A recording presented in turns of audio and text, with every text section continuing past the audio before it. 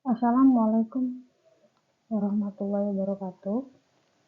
Di video ini, saya akan menjelaskan dan juga mempresentasikan hasil dari apa yang sudah saya kerjakan dari mata kuliah Dasar Keamanan Komputer. Jadi sebelum saya menjelaskan, terlebih dahulu saya akan memperkenalkan diri saya. Saya dari mahasiswa Universitas Cyber Asia dengan Cynthia Larasati dari kelas IT 301. Oke, selanjutnya akan kita bahas mengenai kriptografi dan privasi. Nah, di sini teman-teman perlu mengetahui bahwasanya dalam era di mana pertukaran informasi melalui dunia digital semakin meluas, keamanan dan privasi adalah data penting yang menjadi dua aspek yang krusial. Kemudian tentang terkait dengan risiko peretasan, pelanggaran data, dan pemantauan yang tidak sah memunculkan kebutuhan mendesak akan solusi ini. Yang mampu menjaga kerahasiaan informasi, kriptografi juga sebagai cabang ilmu yang berfokus pada teknik pengamanan informasi dan juga memainkan penting peran dalam memenuhi kebutuhan. Dan hal ini, kriptografi bukanlah sekedar rangkaian algoritma matematika yang kompleks, melainkan suatu seni yang berkembang seiring dengan perkembangan teknologi. Dengan dasar konsep fungsi simetris dan asimetris, kriptografi menciptakan landasan yang kuat untuk melindungi data dari akses yang tidak sah, dari metode klasik hingga teknologi kuantum yang sedang berkembang. Nah, kriptografi terus beradaptasi untuk menjawab tentang tantangan baru yang muncul. Kemudian, di sini kriptografi adalah praktik melindungi informasi melalui penggunaan algoritma, kode, hash, dan tanda tangan. Informasi dapat dalam keadaan diam seperti file pada hardware, kemudian hard drive, kemudian ada bergerak seperti komunikasi elektronik yang dipertukarkan antara dua pihak atau lebih. Dan yang terakhir, atau sedang digunakan atau saat menghitung data. Contohnya seperti itu. Kemudian di sini kriptografi itu dan privasi memiliki hubungan yang sangat erat. Dalam konteks yang pertama itu pengamanan dan komunikasi. Berikut ini ada beberapa yang bisa saya jelaskan tentang bagaimana kriptografi berperan untuk menjaga privasi dari teman-teman semua. Yang pertama itu adalah enkripsi data. Sebelum kita lihat pada fungsi enkripsi data itu sendiri, bisa saya jelaskan bahwasanya enkripsi adalah proses mengubah data menjadi bentuk yang tidak dapat dibaca atau sulit dipahami tanpa kunci enkripsi yang sesuai. Nah, dari fungsinya kita bisa lihat bahwasanya enkripsi itu digunakan untuk melindungi kerahasiaan data, baik data pribadi atau data yang bersifat sensitif, sehingga hanya penerima yang memiliki kunci enkripsi yang benar yang dapat mengakses dan membaca data tersebut. Kemudian di sini contohnya mungkin seperti pesan teks atau email dapat enkripsi sebelumnya dikirim, sehingga hanya penerima yang memiliki kunci yang dapat membacanya. Nah, kemudian di sini adalah yang kedua itu jaminan integrasi data. Nah, jaminan integrasi data itu adalah jaminan yang data tersebut tidak diubah atau dimanipulasi secara tidak sah melalui proses penyimpanan atau pengiriman. Dari jaminan integrasi data bisa kita lihat bahwasanya di sini ada fungsinya juga mengenai jaminan tersebut, yaitu dengan memastikan integrasi data, kriptografi dapat membantu menjaga privasi dengan mencegah perubahan yang tidak sah pada data sensitif. Nah, contohnya itu misalkan kedatangan digital digunakan untuk memverifikasi keaslian dan integrasi dokumen elektronik atau transaksi online. Nah, kemudian yang ketiga di sini adalah privasi data. Ini adalah hal penting. Nah, biasanya privasi data ini itu adalah upaya untuk melindungi informasi pribadi yang dapat digunakan untuk mengidentifikasi atau menghubungkan individu tertentu. Nah, contohnya di sini fungsinya dari privasi data itu sendiri adalah kriptografi membantu melindungi privasi data dengan mengenkripsi informasi identitas, kemudian seperti nomor kartu kredit, kemudian nomor identitas dan atau informasi pribadi lainnya. Dan juga mungkin bisa ditambahkan juga seperti hubungan antara kriptografi dan privasi lainnya itu seperti keamanan komunikasi, seperti itu. Nah, contoh dari keamanan komunikasi ini adalah melibatkan pengguna teknologi dari kriptografi itu sendiri untuk melindungi privasi, kemudian kerahasiaan informasi yang transmisinya itu antara pihak yang berkomunikasi saja. Kemudian yang bisa saya jelaskan juga tentang hubungan antara kriptografi dan privasi ini, untuk poin yang terakhir mungkin bisa seperti penggunaan identitas anonim. Nah, biasanya itu penggunaan identitas anonim ini adalah praktek menyembunyikan identitas asli atau yang sebenarnya pada seseorang saat berinteraksi secara online untuk melakukan transaksi. Mungkin ini hal yang bisa teman-teman lakukan selama kita melakukan beberapa kegiatan yang berkaitan dengan kegiatan online. Seperti itu. Kemudian di sini kita bisa lihat mengenai kriptografi itu memiliki 4 tujuan utama. Yang pertama itu adalah autentikasi atau menginformasikan keaslian informasi atau identitas pengguna.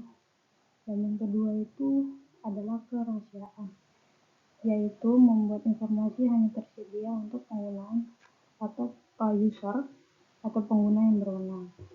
Kemudian yang keempat dari poin kriptografi yaitu memiliki 4 tujuan yang utama adalah memastikan bahwa informasi tidak dimanipulasi. Kemudian yang terakhir itu adalah autentikasi, yaitu menginformasikan keaslian informasi atau identitas pengguna. Jadi ini saling berkaitan dengan kriptografi dan privasi yang sudah saya bahas sebelumnya.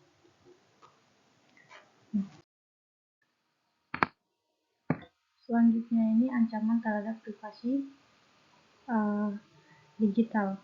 Nah, di sini yang pertama itu privasi data adalah kemampuan seseorang untuk memilih informasi yang akan dibagikan kepada publik dan informasi yang disimpan sendiri. Sehingga perkembangan internet dan tren WFH semakin tinggi pula terhadap ancaman privasi yang kita punya. Nah, selanjutnya di sini bagi pengguna internet, kebocoran privasi data bisa berakibatkan pencurian data yang pertama. Kemudian seperti nomor kartu kredit dan alamat tempat tinggal. Dan juga yang terakhir itu yang paling kita takuti itu hingga video pribadi atau hal-hal yang berkaitan dengan hal-hal pribadi yang kita punya yang kita simpan melalui data-data yang ada di smartphone atau mungkin perangkat-perangkat keras lainnya. Nah, itu harus kita perhatikan sehingga tidak terjadi kebocoran. Kemudian data pribadi seperti ini bisa digunakan oleh oknum peretas. Jadi oleh oknum-oknum yang tidak bertanggung jawab yang mendapatkan keuntungan dari hal-hal yang mereka lakukan. Dari hal tersebut mungkin bisa dimulai dari memeras korban melalui blackmail sehingga menyebarkan informasi yang tidak seharusnya disebar.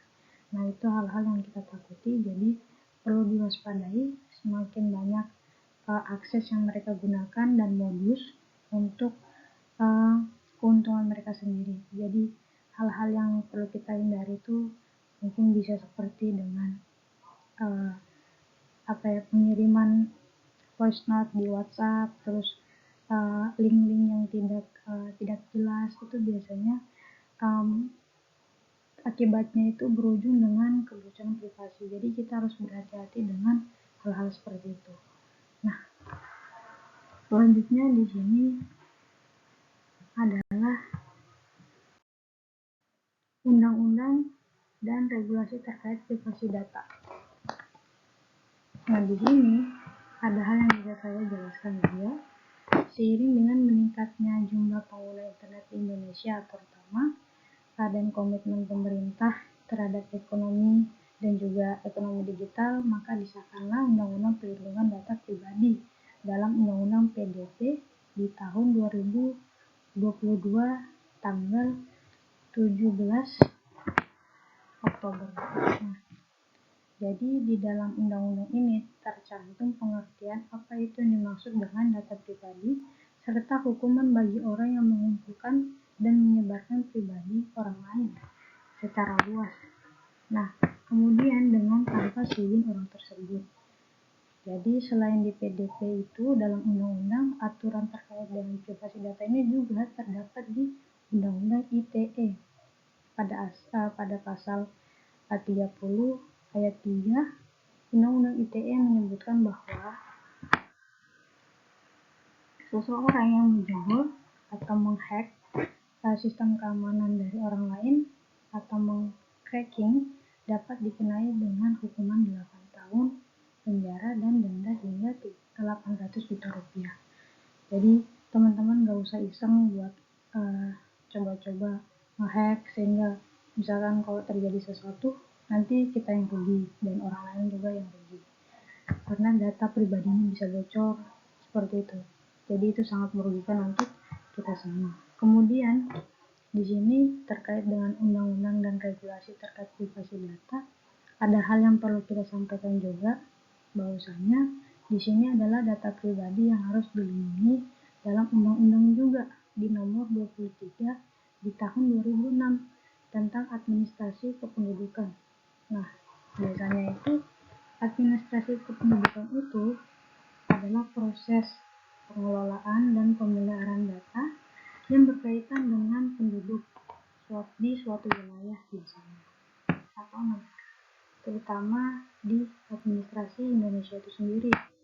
Nah, kependudukan administrasi ini biasanya itu adalah untuk mencatat informasi yang penting tentang penduduk, terus termasuk identitas dan status sosial dan karakteristik dari demokratis lainnya.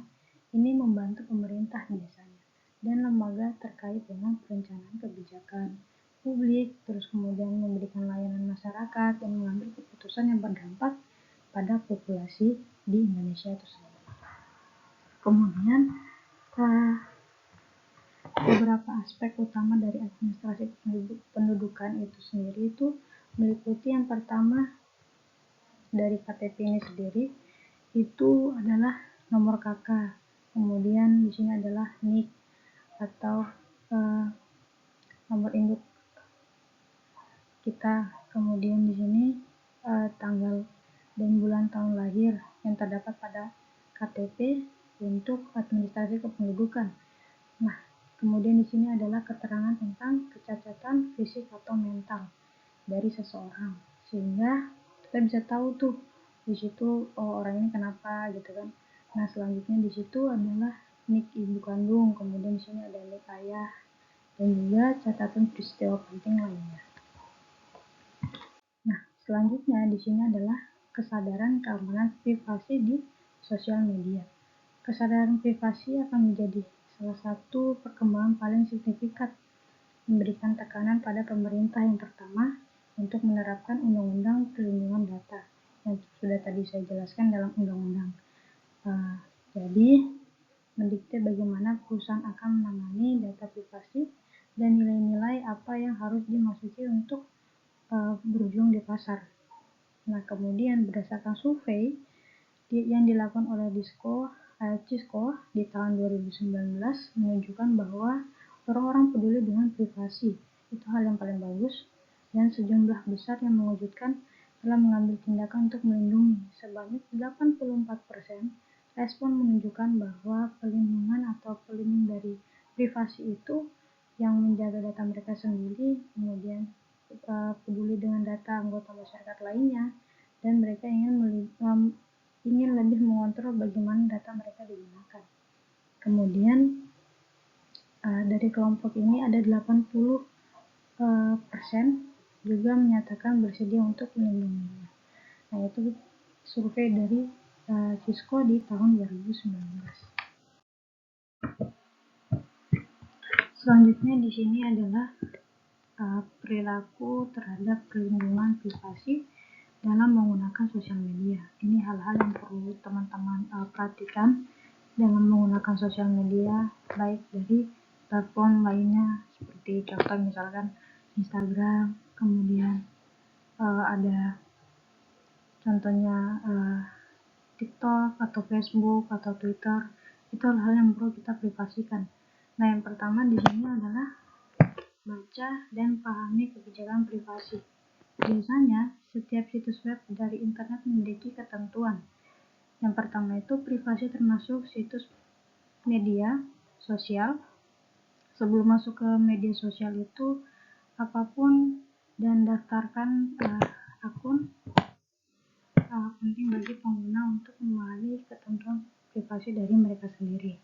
Kemudian berikan perhatian khusus pada ketentuan privasi dari informasi yang dapat kita daftarkan ke sosial media yang kita punya. Nah, selanjutnya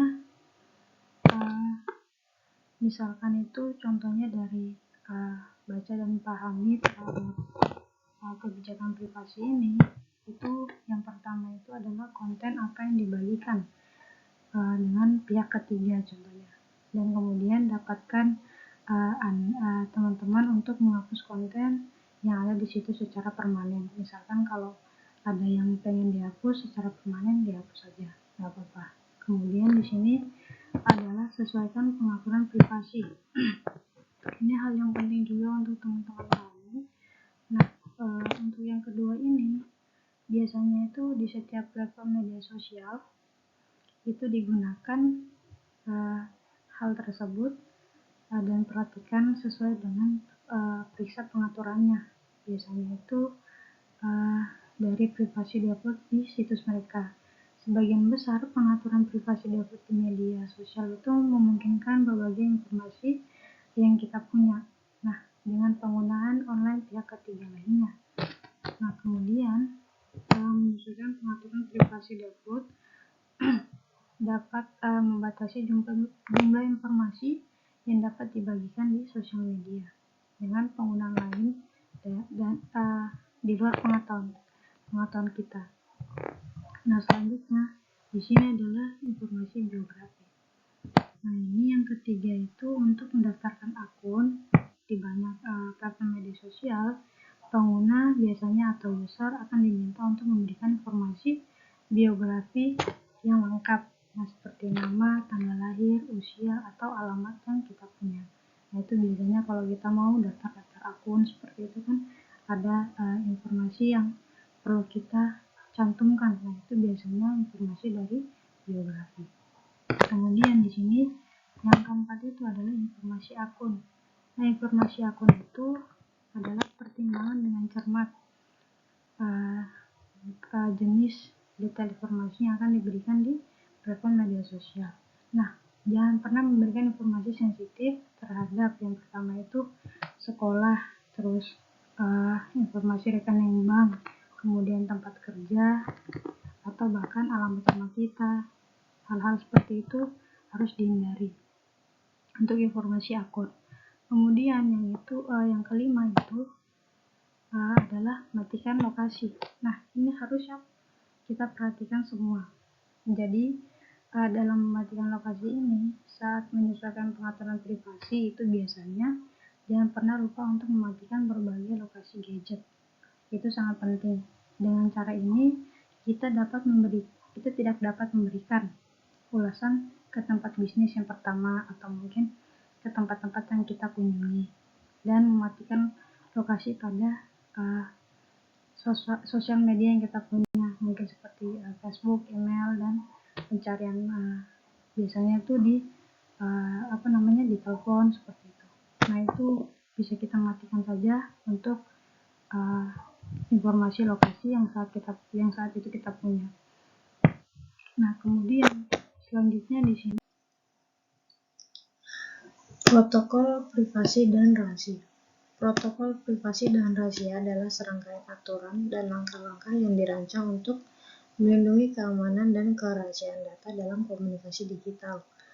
Protokol ini memastikan bahwa informasi yang ditukar antara dua pihak tetap aman dari akses yang tidak sah atau pemantauan yang tidak diinginkan.